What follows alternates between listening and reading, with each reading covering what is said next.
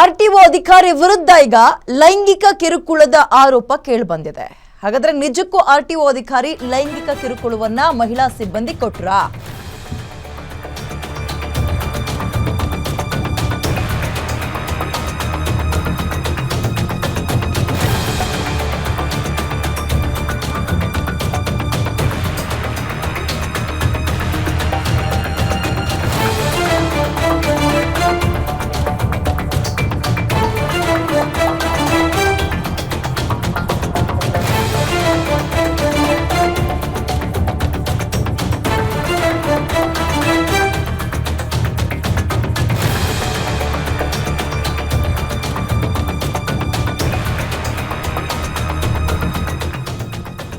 RTO ಅಧಿಕಾರಿ ವಿರುದ್ಧ ಇದೀಗ ಲೈಂಗಿಕ ಕಿರುಕುಳ ಆರೋಪ ಕೇಳಿಬಂದಿದೆ. ಇತರ ಸಿಬ್ಬಂದಿಯ ಎದುರು ಲೈಂಗಿಕ ಕಿರುಕುಳವನ್ನ ಕೊಡೋಕ್ ಸಾಧ್ಯನಾ ಅಂತ ಇದೀಗ ಆರೋಪವನ್ನ ಹೊತ್ತಿರುವವರು ಪ್ರಶ್ನೆ ಮಾಡ್ತಾ ಇದ್ದಾರೆ. ಮಹಿಳಾ ಸಿಬ್ಬಂದಿಯನ್ನ ಆರ್ಟಿಒ ಅಧಿಕಾರಿ ರಾಜ್ಕುಮಾರ ಅಂತ ಈತನ ಹೆಸರು, ಅವರು ಮಹಿಳಾ ಸಿಬ್ಬಂದಿಯನ್ನ ಪೀಡಿಸಿದ್ರ? ಹಾಗಾದ್ರೆ ನೆಲಮಂಗಲ ಆರ್ಟಿಒ ಅಧಿಕಾರಿ ರಾಜ್ಕುಮಾರ್ ವಿರುದ್ಧ ಈಗ ಕಂಪ್ಲೇಂಟ್ ಹೋಗಿದೆ. ಪ್ರೊಬೇಷನರಿ ಮಹಿಳಾ ಆರ್ಟಿಒ ಇನ್ಸ್ಪೆಕ್ಟರ್ ಈ ದೂರನ್ನ ಕೊಟ್ಟಿದ್ದಾರೆ. ಪ್ರೊಬೇಷನರಿ ಮಹಿಳಾ ಆರ್ಟಿಒ ಇನ್ಸ್ಪೆಕ್ಟರ್ ಅಂದ್ರೆ ಟ್ರೈನಿಂಗ್ ಪೀರಿಯಡ್ ಅಲ್ಲಿ ಇರ್ತಾರಲ್ಲ, ಅವರು ಯೂನಿಫಾರ್ಮ್ ಮೇಲೆ ಜರ್ಕಿನ್ ಹಾಕೊಂಡು ಬಂದಿದ್ರಂತೆ. ಇವರು ಬಲವಂತವಾಗಿ ಜರ್ಕಿನ್ ಬಿಚ್ಚಿಸಿದ್ದಾರೆ ಅಂತ ಆರೋಪ ಮಾಡಿದ್ದಾರೆ. ದೂರು ಕೊಟ್ಟ ಮಹಿಳಾ ಇನ್ಸ್ಪೆಕ್ಟರ್ ಜೊತೆ ಇನ್ನೂ ಕೂಡ ಇಬ್ಬರು ಸಿಬ್ಬಂದಿ ಇದ್ರು. ಎಲ್ಲ ಘಟನೆ ಸಿಸಿಟಿವಿಯಲ್ಲೂ ಕೂಡ ಆಫೀಸಲ್ಲಿರೋ ಸಿಸಿಟಿವಿಯಲ್ಲಿ ಸರಿಯಾಗಿದೆ. ಸಿಸಿಟಿವಿ ಎಕ್ಸ್ಕ್ಲೂಸಿವ್ ದೃಶ್ಯ ನಿಮ್ಮ ಗ್ಯಾರಂಟಿ ನ್ಯೂಸ್ಗೆ ಲಭ್ಯ ಆಗಿದೆ. ಹಾಗಾದ್ರೆ ನಿಜಕ್ಕೂ ಕಚೇರಿಯಲ್ಲಿ ಏನಾಯಿತು? ಈಗ ಈ ಟ್ರೈನಿಂಗ್ ಪೀರಿಯಡ್ನಲ್ಲಿರುವಂತಹ ಮಹಿಳಾ ಸಿಬ್ಬಂದಿ ಕೊಟ್ಟಿರುವಂಥದ್ದು ಫೋರ್ಸ್ ಮಾಡಿ ಜರ್ಕಿನ್ ಬಿಚ್ಚು ಅಂದ್ಬಿಟ್ರು ಅಂತ.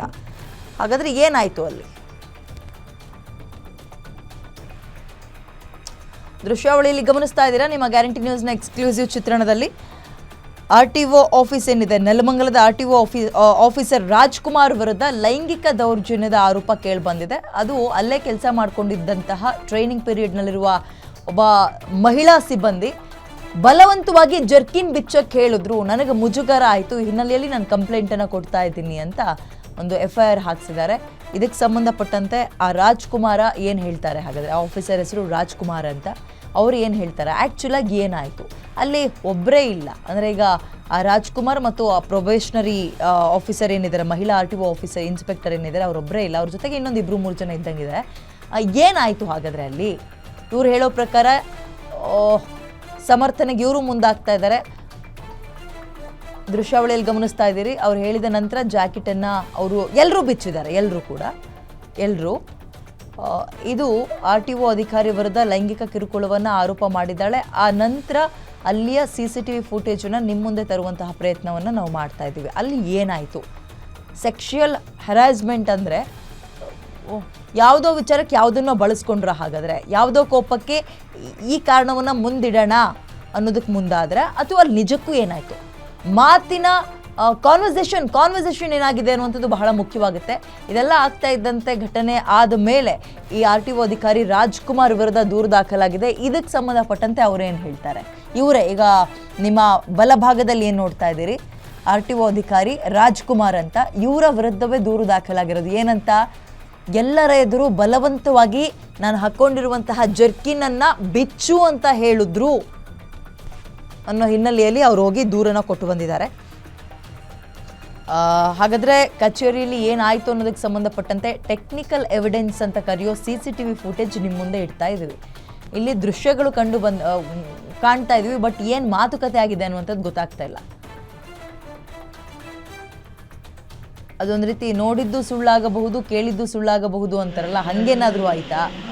ಏನಾಯಿತು ಅಲ್ಲಿ ಆ್ಯಕ್ಚುಲ್ ಆಗಿ? ನೋಡ್ತಾ ಹೋಗೋಣ.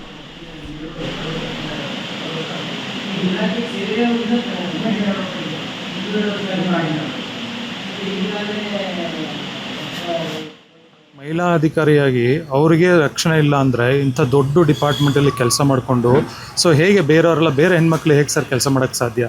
ಅದು ಅಲ್ಲದೆ ದಿನ ಬಂದು ಅವ್ರ ಮನೆಯಲ್ಲಿ ಬಂದು ಸಿಕ್ಕಾಪಟ್ಟೆ ಹೇಳ್ತಾಯಿದ್ರು ಅವ್ರ ಮೇಲೆ, ದಿನ ಸ್ಕ್ಯಾನ್ ಮಾಡೋದಂಥ ಅವ್ರನ್ನ ನನಗೆ ಸಹಕರಿಸಿ, ಇಲ್ಲ ಅಂದರೆ ನಾನು ನಿಮಗೆ ಡ್ಯೂಟಿ ಕೊಡಲ್ಲ ನೀವು ಅಂತ ಇಲ್ಲ, ಈ ಥರ ಎಲ್ಲ ಕೇಳ್ತಾ ಇರೋ ನನಗೆ ಹೇಳಿದ್ರು.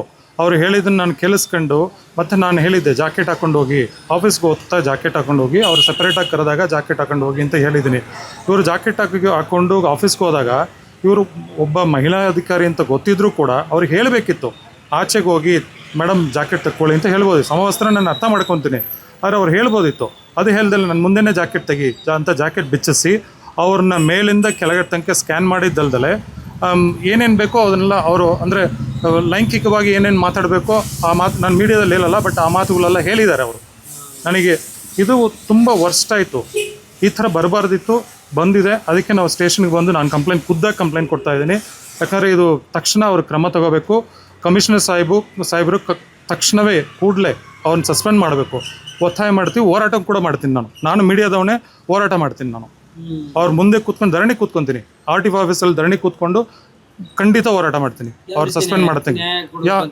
ಅವ್ರು ಸಸ್ಪೆಂಡ್ ಮಾಡಬೇಕು. ಅವ್ರನ್ನ ಸಸ್ಪೆಂಡ್ ಮಾಡೋ ತನಕ ಹೋರಾಟ ಬಿಡಲ್ಲ. FIR ಮಾಡಿಸ್ತೀವಿ.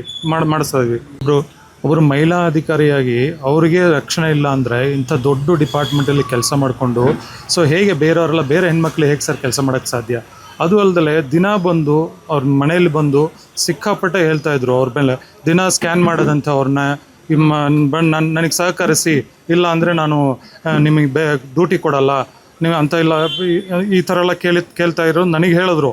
ಅವ್ರು ಹೇಳಿದ್ದನ್ನು ನಾನು ಕೇಳಿಸ್ಕೊಂಡು ಮತ್ತು ನಾನು ಹೇಳಿದ್ದೆ ಜಾಕೆಟ್ ಹಾಕೊಂಡು ಹೋಗಿ ಆಫೀಸ್ಗೆ ಹೋಗ್ತಾ ಜಾಕೆಟ್ ಹಾಕೊಂಡು ಹೋಗಿ, ಅವ್ರು ಸಪ್ರೇಟಾಗಿ ಕರೆದಾಗ ಜಾಕೆಟ್ ಹಾಕೊಂಡು ಹೋಗಿ ಅಂತ ಹೇಳಿದ್ದೀನಿ.